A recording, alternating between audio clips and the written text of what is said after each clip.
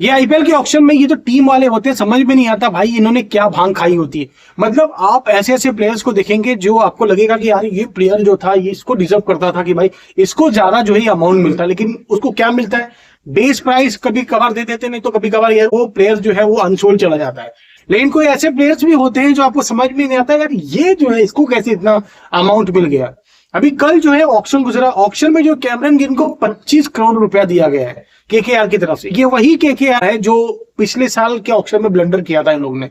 आप लोगों को याद हो कि भाई वेंकटेश अय्यर को 14-15 करोड़ इन लोगों ने दे दिया था।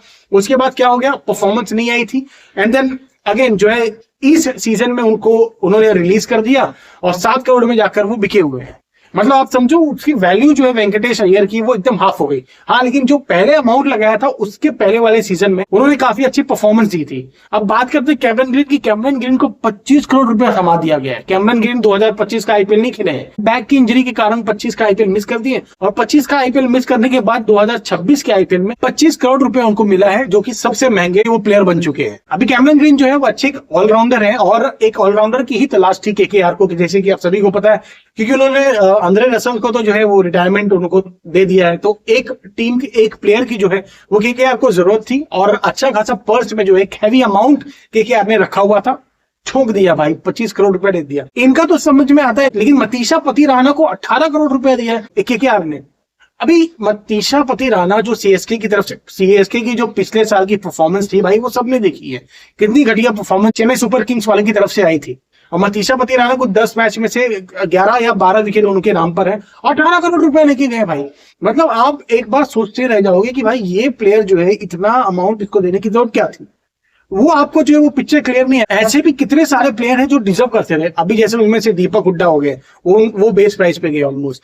उसके बाद जॉनी ब्रेस्टो तो बिके ही नहीं है, जो मुंबई इंडियंस के लिए उन्होंने काफी अच्छी इनिंग्स खेली थी, अच्छी इनिंग्स उन्होंने खेली थी एंड मोमेंट पर आकर। लेकिन इस साल जो है उनको जाना पड़ा। उसके बाद वो इंस्टाग्राम पे अपने वो लगाए हुए थे, स्टोरी वगैरह शेयर की हुई थी कि उनको दुख है कि वो मुंबई, मतलब कि वो सिलेक्ट नहीं हो पाए इस बार इस आईपीएल में। तो मेरे को लग रहा है कि यार जॉनी बेस्टो की भी जगह बनती थी। कुछ और भी ऐसे प्लेयर थे जो और अमाउंट डिजर्व करते, जैसे बैन डकेट हो गए, उनको भी कम ऑलमोस्ट जो है वो बेस अमाउंट ही मिला हुआ है। उसके बाद क्विंटल डिकॉक थे, 1 करोड़ रुपए में उनको देखकर मुंबई इंडियंस ने उनको वापस ले लिया है।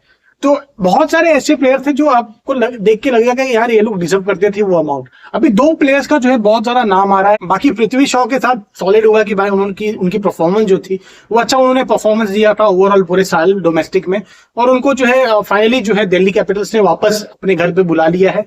बात करते हैं 2 ऐसे प्लेयर्स की जो बहुत ज्यादा अभी हाईलाइट हो रहे हैं, जिनमें से एक आते हैं प्रशांत वीर और दूसरे आते हैं कार्तिक शर्मा।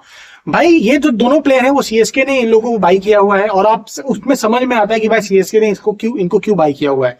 आप सभी को याद होगा कि भाई रविंद्र जडेजा जो सीएसके के लिए खेलते थे, अब वो राजस्थान रॉयल्स के लिए खेलेंगे। अभी तो वो एक प्लेयर का जो एक कमी हो गई थी, एक ऑलराउंडर की कमी हो गई थी सीएसके के लिए। तो सीएसके जो है वो ताड़ में बैठा था, और ये 2 ऐसे प्लेयर थे जो बाकी सारे टीम वाले भी टूट पड़े थे इनको खरीदने के लिए। तो प्रशांत वीर है वो 14 करोड़ में गए, और कार्तिक शर्मा जो है वो भी 14 करोड़ 20 लाख के आसपास वो भी बिके। और प्रशांत वीर जो है वो ऑलराउंडर है, तो जैसी जो कमी चेन्नई सुपर किंग्स को थी रविंद्र जडेजा की, अब मैं ये नहीं कह रहा हूं कि वो उनके इक्विवेलेंट के प्लेयर हैं। सीएसके को जो एक ऑलराउंडर की कमी थी उन्होंने प्रशांत वीर के अंदर देखा और उनको बाय कर लिया। प्रशांत वीर ने 18 विकेट लिया हुआ है, अंडर 23 खेलते हैं यूपी की तरफ से। और दूसरे की अगर हम बात करें कार्तिक शर्मा की, तो वो एज अ विकेट कीपर का रोल अदा करते हैं और काफी ज्यादा एक्सप्लोसिव बैट्समैन है, और किसी भी नंबर पे उनको खिला दो वो अच्छा खेलते हैं। और ये दोनों प्लेयर्स के ऊपर देखो चीजें देख के समझ में आती है कि भाई सीएसके जो है वो अब फ्यूचर को देख रहा है, कि फ्यूचर पे वो बेट कर रहा है और फ्यूचर को लेकर वो पंट कर रहा है, क्योंकि भाई यंगस्टर के ऊपर उसने जो है ज्यादा पैसे खर्चे किए। दोनों के जो है 14 करोड़ में खरीदा है। मतलब सीएसके का तो समझ में आ रहा है कि यार फ्यूचर देख के भाई सीएसके भी पंट ले रही। अभी आईपीएल का ऐसा हो गया कि भाई नाम जो है अब पुराना हो चुका है।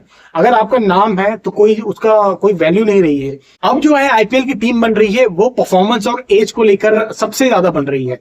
ये अगर आपकी परफॉर्मेंस है अच्छी खासी, आप इंटरनेशनल खेल रहे हो, जरूरी नहीं है कि आपका कितना बड़ा नाम हो, क्योंकि देखो डेविड मिलर भी जो है एक बड़ा नाम है, और डेविड मिलर भी 2 करोड़ रुपए में बिके हुए हैं। तो आप समझ सकते हो कि यंगस्टर के ऊपर जो है आईपीएल में ज्यादा पंच लिया जा रहा है। आपको क्या लगता है कि कौन सा ऐसा प्लेयर था जो ज्यादा डिजर्व करता था? ये कमेंट करना ना भूलें। बाकी वीडियो पसंद है चैनल को सब्सक्राइब करना ना भूलें। Thank you so much.